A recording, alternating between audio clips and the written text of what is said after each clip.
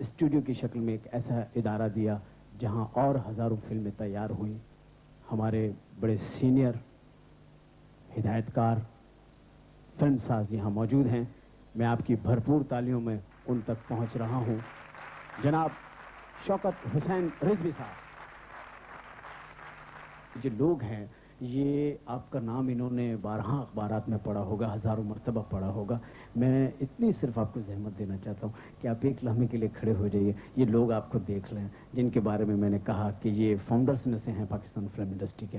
تو اگر ایک لمحے کے لیے آپ کھڑے ہو جائیں تو ہمارے مہمان آپ کو دیکھ لیں کہ آپ ہیں جناب شوکت حسین رضوی صاحب. میں درخواست کروں گا کہ آپ تشریف رکھیں پلیز. تشریف رکھیے پلیز. آپ سے دو چار باتیں کروں گا میں. فلم آپ نے بے شمار بنائی ہیں اور پہلی فلم آپ نے خاندان بنائی تھی یہاں پاکستان میں آ کے. تو اس کے بعد آپ نے بہت ساری فلمیں بنائی ہیں. تو اب آپ فلم کیوں نہیں بنا رہے ہیں جبکہ آپ جیسے تجربے کار اور ذہین اور یہاں کے لوگوں کے یہاں کے ماحول کو سمجھنے کے لیے, مطلب اب ہماری یہ ایک بڑی بیڈ لک ہے کہ ہم آئے ہیں تو آپ لوگ نہیں ہیں. تو ایسا کیوں آپ نے کیا؟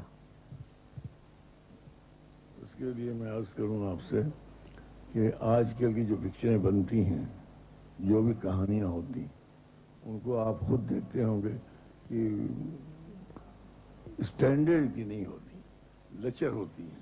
اور وہ اس قسم کی پکچر میں نہیں بنا سکتا, اس لیے میں نہیں بناتا. تو آپ اچھی بنائیں نا. یہاں کو اچھی تو کے لیے اچھے لوگ بھی چاہیے. آپ کے خیال سے اچھے لوگ اب نہیں ہیں؟ ہاں, بہرحال آج کل کی جو پکچریں ہیں وہ بالکل اچھل کود کے سوا اور کچھ نہیں. ہاں, اچھل رہے ہیں, کود رہے ہیں, سمجھ میں نہیں آ رہا کیوں کود رہے ہیں یہ لوگ. یہ بھی بات آپ کی وجہ ہے. لیکن ایسی خواہشات میں سے میری ایک خواہش تھی کہ آپ جیسے لوگوں کو رہنا چاہیے انڈسٹری میں, جبکہ آپ خود اسٹوڈیو کے مالک ہیں. تو اس سے آپ کو تو بے تحاشا سہولتیں آپ کے پاس موجود ہیں. آپ فلم بنائیں تو آپ کو تو مشکلات بھی. انڈسٹری میں تو ہوں میں, مگر اب آج کل جو نئے نئے آرٹسٹ جو ہیں یہ ہفتے نہیں چلتے. ہتھے نہیں چڑھتے مطلب یہ شوٹنگز پہ نہیں آتے. اچھا اچھا, یہ تو میرا ذکر کر دیا آپ نے. ٹھیک ہے, آپ نے کیا لیکن اچھے لفظوں میں کر دیا, ڈھکے چھپے لفظوں میں. سر ہم آپ جو ہیں ہمارے مہمان ہیں کینڈی ڈیپ فریزر والوں کے, اور ہمیں بھی فخر ہے اس بات پہ کہ آپ تشریف لائے, اور ہمارے اسپانسرز کو بھی اس بات پہ فخر ہے کہ آپ اس پروگرام میں ہیں. این ٹی ایم بھی اس بات پہ فخر کرتا ہے کہ آپ جیسی شخصیت ہمارے پروگرام میں موجود ہیں. اور ہم آپ سے, میری جسارت تو نہیں ہے لیکن ایک سوال آپ سے پوچھنا چاہتا ہوں. حالانکہ اگر آپ مجھ سے کچھ پوچھ لیں تو میرے پاس جواب نہیں ہوگا, لیکن مجھے امید ہے کہ مجھے جواب ملے گا آپ کی جانب سے. ایک سوال ہے میرے پاس لفافے میں, اور آپ رہنے دیجیے, میں کر لوں گا. Thank you. جی سر, آپ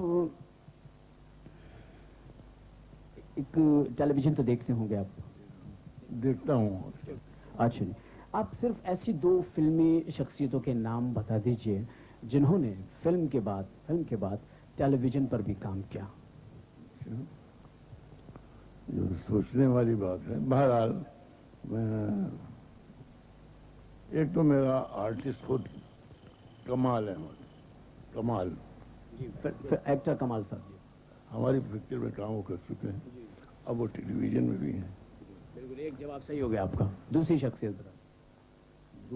شخصیت میں میرا خیال ہے کہ صبیہ بیگم.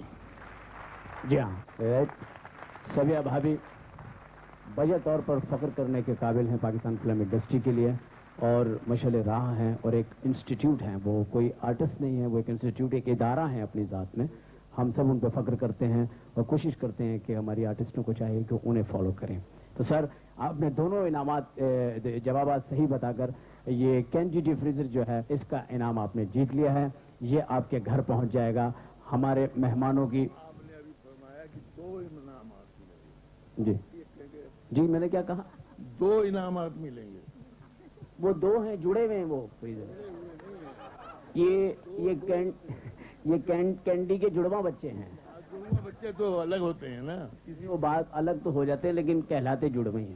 جڑواں کہلاتے ہیں. مگر یہ سوال یہ ہے کہ آپ نے اپنے منہ سے یہ کہا کہ آپ کو 2 ملیں گے. میں اپنے ہی منہ سے کہہ رہا ہوں 1 ملے گا آپ کو. میں نے یہ بات بھی اپنے ہی منہ سے کی. اگر آپ کو میرے منہ کا اتنا اعتبار ہے تو اس کا بھی اعتبار کیجئے کہ میں اب ایک کہہ رہا ہوں. مجھے معاف کر دیجیے, میں کہاں سے بھرتا پھروں گا پورا.